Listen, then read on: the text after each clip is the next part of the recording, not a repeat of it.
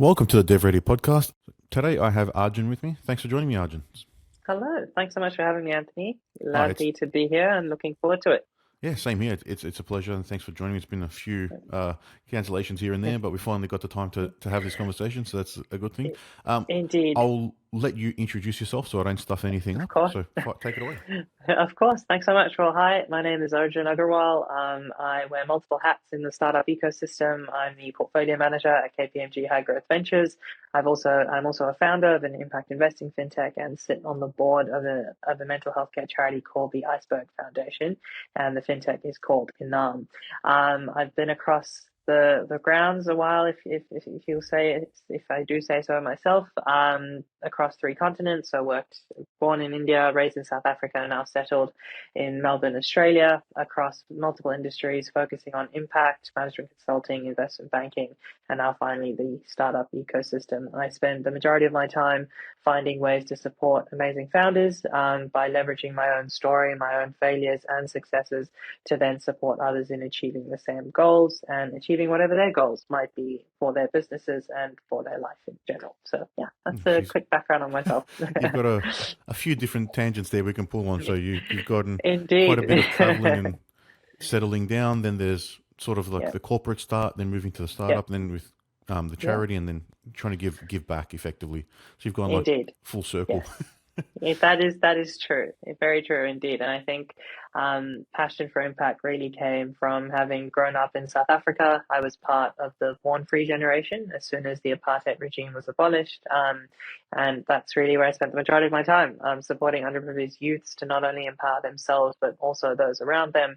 And that's what put me on a very exciting but eclectic career path of, setting up, launching, and scaling an edtech startup fresh out of high school, setting up one of South Africa's first blockchain funds with a close friend of mine, and then owing to some personal challenges, getting into management consulting, and then investment banking in India, and coming back to Australia to do a master's in entrepreneurship, which immersed me into the startup ecosystem as part of a bunch of other things I did around here and there. Okay, so you sort of got like four phases there. Then there's Yes, straight out yes, of school, like you said, starting yep, edtech, and yep, what was that about, or how did that idea? So let me rephrase. oh, You yep, seems like you've had that niggling or that passion to then try and do yes, something yourself very yep. early. Yes, that's true. I think so. That EdTech wasn't mine specifically speaking. I ran into the founders in the lift of my building. I overheard them talking about this EdTech, and the founders are based out of Hong Kong. They were ex-Yale grads. The startup was called Ivy Space. It was backed by the ex-VP of Alibaba, I believe, and a couple of angels from Silicon Valley. And they wanted to launch in South Africa. And I was like, hey, I can help you with that. And they were like, you're fresh out of high school. What do you know about running a business? And I was like, well, if I mess it up, you can fix it, right? So why not give me a shot? So I'd come from one of South Africa's largest education groups at the time and empathized and resonated with the problem of being a South African student wanting to get into Ivy League universities, but not having the appropriate mentorship to do that. And Ivy Space solved that exact problem. It was a peer-to-peer mentoring platform. I was like, hey, let me get you in with one of the biggest education groups, and then we can go from there. And yeah, help start those conversations for them, and then slowly supported them in scaling across the country as well. So Oh yeah, well, and launching and scaling across the country. So it's yeah, taking a big gamble, very big betting on gamble. yourself, and you're just giving something a go. Indeed, I think my that's been my life motto.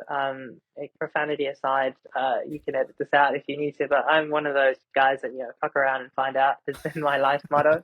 So I just find an opportunity, see if it works, learn from it, and grow from it, and take the next step forward. Yeah. So at what time or what period was that edtech opportunity This in was high school? around 2014, shortly after I finished high school in Yep. grade 12.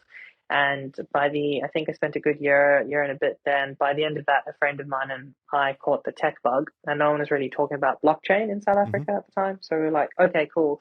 Let's set up a fund.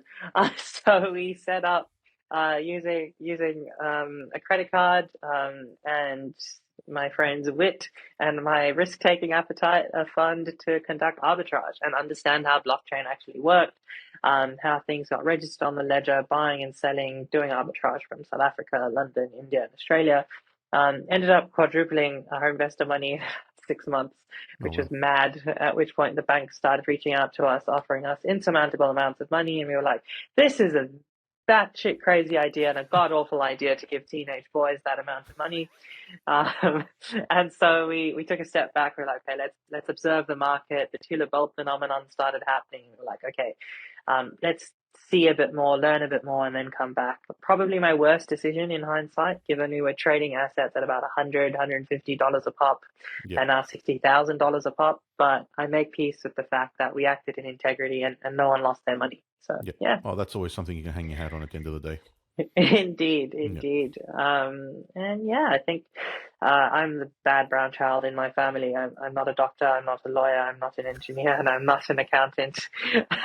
A theme that I think resonates across ethnic families. And so I was never a technical founder or person, but I always understood things at a conceptual level Hmm. and would take that concept to then apply, wisdom and intelligence, then build something that mattered. So in my final year of uni, when I chose to do a double major in finance and economics, because it was the easy way out. Unfortunately, I lost my father, and so I had to Oh, pull up that's my not good. socks. Yeah, and stop doing crazy things. Take care of mum, got a job in management consulting for a BPO, and then moved back to India in 2017, where did a couple short stints at a family office fund, tried to get into investment banking after heaps of rejections across the country, and started off in equity sales and research, where also I ended up building something because I see a problem, I want to try to solve it. Yep. I'm not sure if you're familiar with Bloomberg. It's a data aggregation tool, and our research analysts at the bank wanted access to their data in real time. They just couldn't have it, and so I plugged in Bloomberg with an Excel plugin called FactSet Partners to build a custom kind of Bloomberg terminal, which our analysts could use in real time to then access their research, their information, when they speak to clients. And the sales team still uses that today, which is Oh, well. a great piece for me to know that, hey, I helped build it and is actually being used in a more robust format today. Then made a jump to the sexy part of investment banking, which is structured and leverage finance. Learned about how the world operates. It did some huge transactions in greenfield and brownfield renewable energy, and tried to keep that strain of impact going, but got to the point I was like, what are you doing with your life? I wasn't doing the one thing I love doing most, which is helping other people. And so I helped the bank set up a CSR fund, ran a couple campaigns, and then thought to build something that mattered, which is how I ended up in Melbourne to do my master's in entrepreneurship at the Wade Institute of Entrepreneurship, Uni Meld. Timed it perfectly, came in February 2020, Oh, 3 weeks before just made lockdown. the cutoff. And yeah, then eventually ended up here. Won the Hack the Crisis Australia hackathon, launched a podcast to support young people on the path to entrepreneurship from around the world, and as part of my final deliverable, set up my life's work, which is inaam, an impact investing fintech, which helps young people that don't know how and where to invest to do so with impact by embedding investment literacy throughout the process, which allows us to curate custom micro portfolios from around the world for just $10 a month, with the end vision and the goal of redirecting every dollar of capital on the planet into impact, so that we can actually make the world a better place. But as a migrant, you've got to pay the bills. So a couple short stints along the way: private equity, set up a blockchain ESVCLP, raising capital for private groups for a while, a healthcare education group, and most recently the National Disability Insurance Agency, securing capital from Prime Minister and Cabinet to keep the Hmm. scheme operational. And then looked at this long list of stuff, and I thought people think I'm crazy. So I should build somewhat of a semblance of a career, combine the parts of my life that I love the most, which is helping other people, the startup ecosystem, and combining that problem solving ability with the mindset of how the world operates and professional services. So I reached out to the KPMG High Growth Ventures team, and I'm now the portfolio manager based out of Melbourne, building the business out for them here and across the country as well, working with awesome founders. And yeah, wearing all the hats. So there's a bit there, but a lot of experience in terms of how to meld technical with non-technical. We've had heaps of failures in building an arm, and finding partners that make sense, finding tech that makes sense, and tech that doesn't make sense, and then going ahead with tech that's just, we shouldn't have done that, and lots of money lost, lots of time lost. But I think that the thing that keeps us all together are the people and the vision, and just bringing that together to build something that matters. So yeah. Yeah, there's lots of those stories where there's either time or money lost because of decisions or something you don't understand. So that's a Yes. common thread Yeah. across all startups. But you have a lot of the pieces put together to then make something Yep. move forward. So you've been in that investment fund area, Yes. you've got an understanding Yes. of finance and how to raise money. A lot of Mm. startups don't have that, or Yep. you can understand how to put together, find a problem and put together a solution. That's one. Yes. Normally, it's one or the other, not both. It's a Correct. unique blend Yeah. there. One thing I'll Yeah. probably touch on is Yep. so just you started in 2000. That was roughly 2010. You said when you started that whole journey. Yeah. So I'm what is it? Probably 10 years older than you. I think just by those numbers. I graduated Yeah. high school Yeah. in Yeah. 2004. So Oh, right. almost Yeah. 6, 7 years Yeah. older. But Yeah. when I was growing up and what got me interested into tech is probably going to be a bit different Yeah. because Yeah. we didn't have startups as common terms for everyone. Like Mm. there was a dot-com boom, but in 1999 I Yeah. was Yeah. 12. I didn't really understand anything. Yeah, like I Yes. grew up Yeah. without computers Yes. initially. So Yep. having that sort of startup, Facebook was just on the rise, and Mm. then the big Google, Mm. the big Facebook, Yep. Twitter, all these things were Yep. coming out. Did they sort of influence you in wanting to get involved in that area? And then you thought, all right, let's try and be a Yeah. startup in that tech space Yep. or something like that? 100%. I think my approach to it was very much that as a race, we're going to keep evolving. And technology, I tried to look at it more as a tool that we needed to use and work with to support and evolve ourselves and grow. And I was like, if technology is a tool, you've got to learn how to use it. It's as every age has shown us across history, whether it's the Stone Age, the Bronze Age, the Industrial Age, or the Tech Age that we're in today. Each level up, it's not something that's overtaking the world. It's a new tool to help us take the next step up. Initially, it was the hammer in the Stone Ages. In the Yeah. Industrial Age, it was the coal-fired power plant, and today it's technology. It's just a matter of adapting and understanding and acknowledging that you've got to learn how to use this tool to then actually be able to make a difference or build something that matters. So I think those things definitely influenced me. I was like, wow, everyone's playing in the tech space. So this is probably that new tool that we need to learn how to use. And even with the onset of AI, I think myself and a couple close friends of mine, we were very early adopters of ChatGPT just to, understand how it worked. Like, what is it actually doing? This is crazy because these are more tools. And as I think Steve Wozniak said a while ago, we often misuse the term AI because it's still at the point where we're providing an input and telling it how to come to an output. So that's Mhm. not really intelligence. It's that generative AI piece where we're not guiding any system on how to come up with that output. It's finding in itself that we really need to be conscious about how it works and how we manage it and how we build it. So a lot of tech for me has been understanding conceptual levels. I remember taking IT in high school as well and understanding how a circuit board operated and what the binary bits and the hexadecimal kind of code actually translated to. It was like a language where you're communicating in electrons to a computer to execute something. And whilst I didn't know, I tried to write code and I built programs when I thought I was able to. Yeah. But it wasn't so much knowing how to do that, but understanding the concept to then be able to leverage expertise where I couldn't be like, hey, this is the concept. This is what we're trying to achieve, and this is how we're going to get there. So understanding those things is, I guess, what brought me towards it. I was like, hey, I actually get this. It's complicated, but if you get the groundwork, you can then use tech and leverage tech to enable better things to happen. So yeah.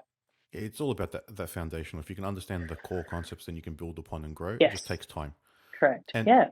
one keyword you used several times in that Yeah. discussion then was tool, and that's Yes. exactly what we tell people. The software is a Yeah. tool; it's Mm. not the business. So you really need Correct. to understand, all right, what problem are you solving? Not I'll build something cool and someone will just come and use it because it's Oh never going yeah. to happen. 100%. And I think a lot of founders go down that route where they've got this great idea, they've got this great solution, and you try and match a solution to a problem, whereas you've actually got to try and find a problem to solve to then use the tool or use technology as an enabler to solve that problem. So yeah, that's I agree wholeheartedly. Yeah, Use it no, as a tool to solve a problem. yeah. So The amount of ideas I've had that this will be the next big thing. yeah, I could yeah, probably fill up 10 notebooks. yeah, Just yeah, having the idea is it's the seed. It's the starting point. It doesn't get correct. you anywhere. It doesn't mean much Yes. after that Yeah. anyway. Yeah, 100%. And I think even with those ideas, I think some pitfalls we often encourage founders to avoid is, I'm the Airbnb of this, or I'm the Uber of this. Like, That's like saying I'm the Google of impact search. You're still Google, or you're using it's. I see a lot of people doing this in AI these days, and we're like, oh, we're an AI powered solution. But what have you actually built? Are you just leveraging an existing large language model such as Chat or Llama or something else? Because then you didn't build that large language model, therefore you are not the AI. And so I think being very careful about comparing solutions to what they might be Yep. instead of building and innovating something, or being the Uber or being the Airbnb in your industry is more important than assimilating to or trying to compare to or trying to become something that exists, because that's when you're not solving a problem. That's Yep. when you're trying to copycat a business model thinking it might work, and pasting a solution to a problem rather than finding a problem to build a solution for. Yeah, So completely agree yeah, with that. I think the only time you can yeah, probably use that statement is if you're talking to investors about a product or your stakeholders and say, we yeah, are like X, because you want to yeah. frame that in their mind without them Correct. having to go down the wrong path. So we Exactly. have been building an AI assisted product, not an AI Mm-hmm. product, which Yeah. is how we term to phrase it. And the Yeah. very first conversation we had about it, we said we help you design. Yeah. And the person's mind straight went into Figma. Completely Yeah. wrong area, not where we wanted. So we have to understand how to frame it better. And that's where Yes. those anchoring brands can come in place. But don't strive to be the X of Y. Correct. And it's so important because I think as humans, we naturally, I've noticed this with a lot of investors as well, you naturally try to find the closest thing to the thing you're talking about. But if you've narrated it the wrong way, you'll end up exactly like how you just described, where you were trying to say something else, but people assimilated your Figma, but that's not where you're playing. So Yeah. that narration piece and being able to tell that story effectively is so critical, which I feel a lot of times founders may stumble upon, and also is important when having technical conversations with your dev team or with your product team or with outsourced teams that you talk to, because if you're giving them the wrong narrative, they're going to build the wrong thing, which is not going to do the thing you intended to do. And so you're going to think, oh, these guys can't do anything, but they've just done what you've explained to them, your outcome or you're trying to achieve. So yeah. Yeah, and I think that's probably the biggest problem with a lot of the tech startups that we've dealt with. So we're a Mm-hmm. small business in Australia, and we've seen probably hundreds of clients that have had Yeah. projects that have failed overseas, Mm, done things multiple times, even failed here and onshore, not necessarily mm, overseas. So it's not mm, that mm. it's a onshore versus offshore or a Yeah. translation or a localization problem. It's Yeah. jumping too early into tech and not understanding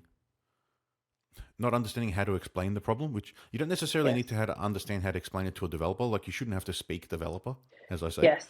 but Correct. it's understanding that the team that you're working with has a process to help draw all the information out the right way. Yeah.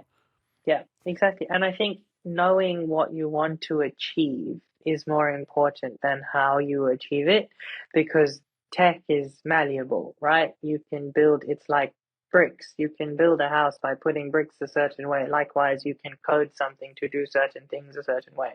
But if you don't know what you need to achieve, very clearly and understand, you can only obtain that clarity if you know what problem you're solving.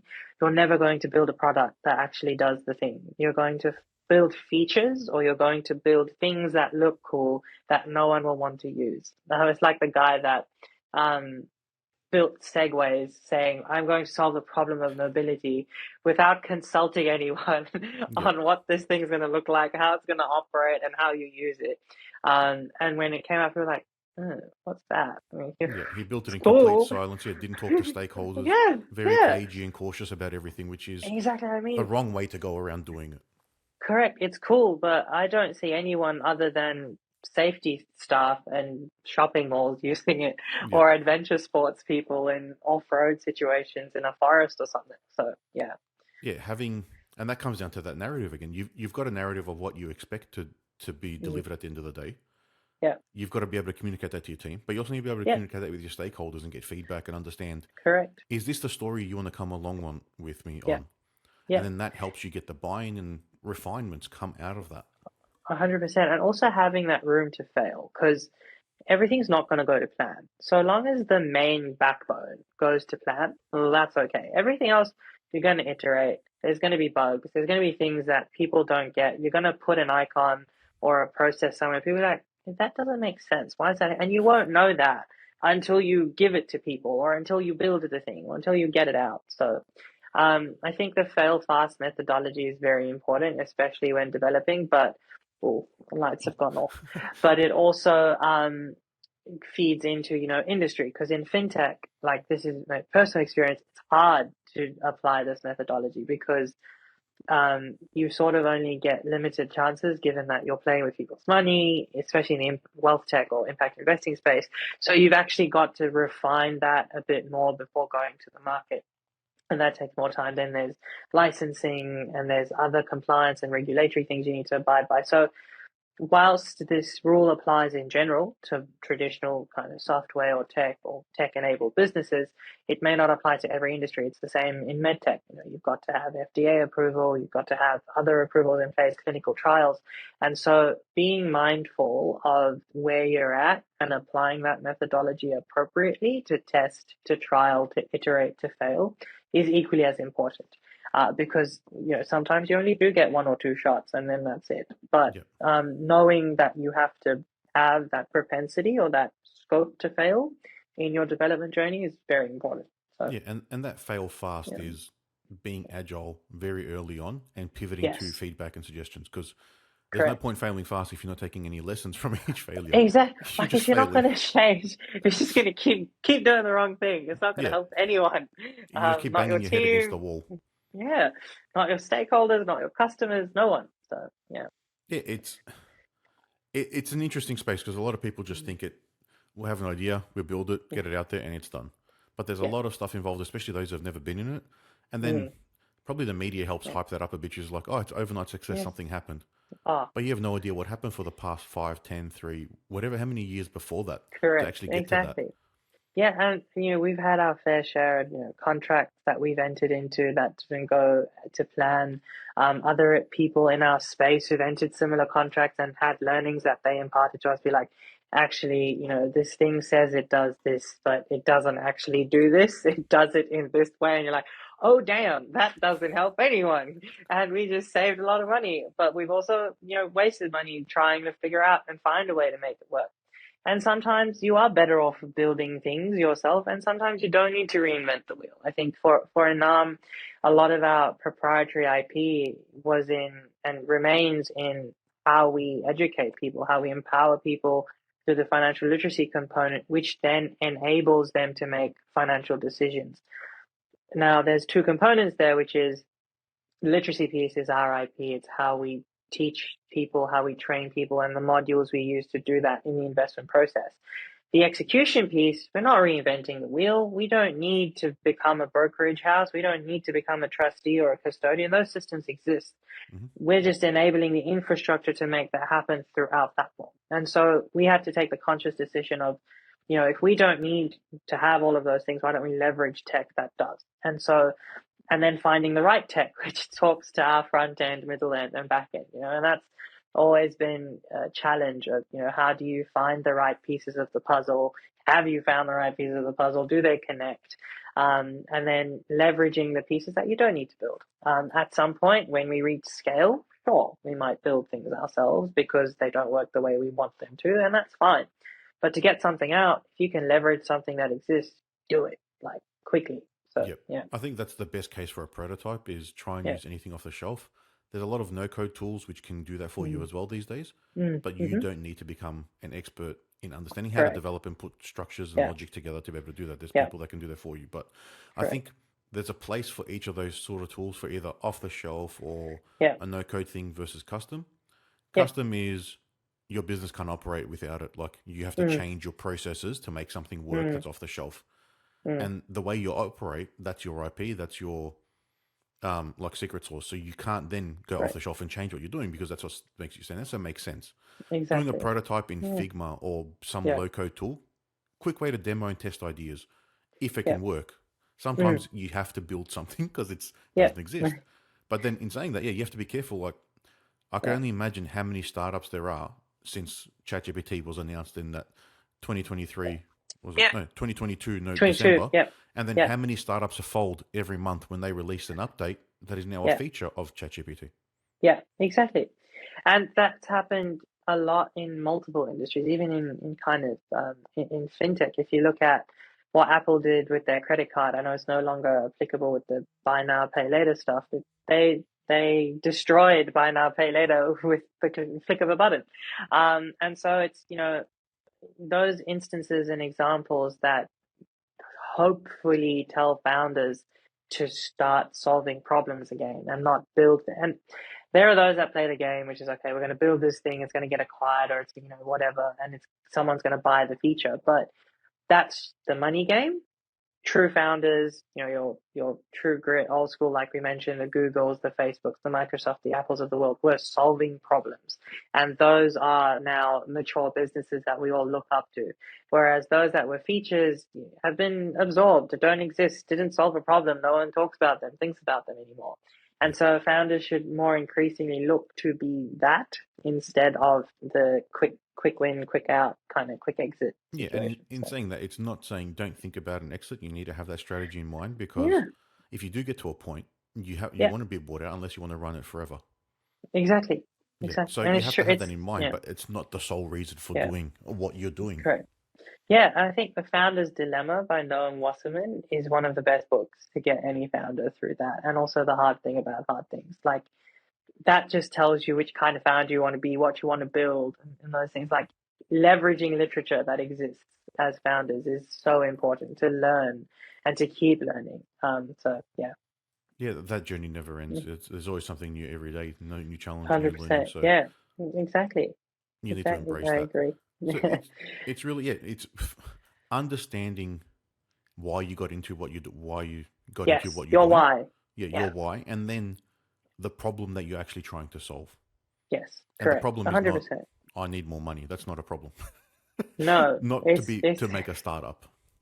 Correct. And if you're in it for the money, it will take double, triple, quadruple times as longer as you think it will than if you think it's going to be that overnight success. It very seldom is. It's keeping in, showing up every morning and getting the job done in whichever way you can until it's at a point where you're like, okay, we're good. Now we can take the next step or think of that exit or, do something else. So, yeah. Yeah, and then there are little pivots along the way, like you said. There's the fail fast, little things will happen, it'll change. But don't 100%. just completely shift one direction to the other, because then you're just deviating from your why and the what. Yeah. I remember in a very early pitch of ours where we were trying to provide fractional investments in things like cheese and wine and when we spoke to people about it, they're like, how did you go from impact investing to fractional investments in wine and cheese? I'm like, yeah, look, that it just seemed like it made sense, but now that you're telling me as a customer, it was like it was a complete, you've got to pivot, you've got to iterate, and now we are where we're at. We've got defined portfolios, asset classes, global access to stocks. It makes sense. It's true to our vision. It's true to our mission. It's true to our why. And now it's more like, okay, cool. What do we need to do to get across the line? Is it a raise? Is it the right tech? Is it the right people? And I think people is also very important. That's something that is, that's probably the make or break of everything. Because if you've got the right people, you can fail as many times, but they'll keep showing up. They'll keep doing it because the importance of the why and where you're going. Whereas if you're just building another thing, which is cool, and doesn't really do anything, the people aren't going to stick around either. And that's your biggest kind of asset in any business. Yeah, so, definitely. Yeah. You need the people to, as they say, buy in to what you're doing. Yes. They have. Yes. Everyone wants to be able to do something that's contributing somewhere. So if you're solving a real problem, you've got the team that's there to support you and contribute to that goal, then you've got no problem. Yeah, exactly. I think the more people have these conversations openly about that journey and about, it's not going to happen at the click of your fingers. This is not Avengers Endgame or Infinity War. Like, you've got to, it takes a while. You can tell the nerd in me coming out. Yeah. Well, even that, it took Thanos 20 movies to get to that point. So there we go. It didn't happen overnight. It was about 10 years of movies. Exactly. So, just being mindful of the journey you're embarking on and doing it for that journey, instead of the result is going to yield so much more than, that end result of, oh, we did it, we're a unicorn. You might, there's a fair chance, but you've got to stick with it until that is achieved. So that's definitely good advice there. So yeah, just before we probably wrap up now, is sure. if someone is in that journey starting and they're thinking of pivoting, or they're doing some of those, they're failing fast against some lessons, what's some key things do you think you can probably impart from the experience you've had on, all right, Sure. you've gotten up, you've probably hit a couple of walls. Yep. What next? I think always stay true to who you're building the thing for, and make sure that every pivot you take makes the thing better for them, and that they're in the loop every step of the way. Because we've maintained this multiple times when we've iterated and pivoted. We've never had a customer problem. We've always had, an investor problem because of that large leap you need to take to understand the systems change we're trying to undertake. And I'd rather have an investor problem than a customer problem, because if you're building something that people will throw money at but no one wants to buy, that's not a business. That's a vanity project. But if you're building something that people will get behind, that people believe in, that a customer genuinely wants, that's when you've kind of hit the sweet spot, and that you're going to get pushback from investors, because investors, there's always that misalignment that's always taught. Who do companies exist for? Do they exist for their customers or their investors? And you've also got to find the right investors that exist to solve that problem for customers, which allows them to also receive some benefit themselves. So I think every time you hit that roadblock, when you're at that early stage, when you're pivoting, when you're changing, only do so if it makes sense for the customer, even at the early stages. Be so obsessed with what you're doing for your customer and the benefits that they will receive or achieve for the world as a result of what you're giving them, that nothing else matters. It might be harder, it might take you longer, people might think you're crazy and be like, you've been talking about this for so long, why has nothing happened? But every conversation, every pivot, every new step, or every reevaluation of where you're at helps refine and make things better, to the point where when you finally bring it to people, which we're still in the process of doing ourselves, they'll be like, oh yeah, you actually listened to everything we said. You built this thing for us, not for yourself, not for the investors, not to make a quick buck, but to actually solve a problem. So yeah, as long as you're always asking people, hey, does this make sense? Would you use this? And if you wouldn't, why? Ask the hard questions. Anyone, and ask people that you don't know. Don't ask your friends. Don't ask people that like. Make sure you're asking really hard questions to actually get answers that are actionable and tangible. So yeah, getting beyond friends and family is always the correct. best thing to do, or Yeah, people outside your yeah, network, because yeah, that's true yeah. feedback. They're not just Exactly. saying something or Yeah, sugarcoating it because they know you. yeah, and be obsessed with feedback as well. As much as hard as it is, and as butthurt as it might make you at times, it's something I've applied across my professional career, my personal relationships, my own founder journey as well. Um, Feedback is very important because it gives you the lens that you will never have, and it's up to you on how you take it. Um, but ensuring you allow space to receive it and then do with it what you deem appropriate is very important. Because the minute you stop taking feedback, or you become, no, I'm doing the right thing, I believe in this is the only way to do it. Yes, there are times and places where that applies, but not all the time, and not for everything. So Yeah, you can't be stuck in your own echo chamber forever. You have to. correct. There's times, Yeah. like I said, you need to then Yeah. stick true to what you believe, because that's why you're Correct. doing it. But Yeah. most times, it's getting feedback and adjusting. Yeah. 100%. Yeah. Well, Awesome. awesome. Cool. Arjun, it's been Yeah. great having you on an episode, and it's been a good chat. If anyone wants to Likewise. reach Thanks out so much. or Yeah. contact you, how can they do that? Yeah, LinkedIn's probably the best. You can reach out to me on LinkedIn. It's Arjun Agarwal, and or my Instagram, which is Art Speaks. I try and make content for the masses. I'm a Yeah. self-proclaimed zillennial because I'm on the cusp of being a millennial and a Gen Z. So Okay. you can find me on either of those places. I'm usually very accessible to help and support if I can. I always will. So yeah. Awesome. And once again, thank you Yeah. for coming on an episode of the Thank you DevReady for having podcast. me. Oh, it's been a Thank pleasure. you very much. Likewise.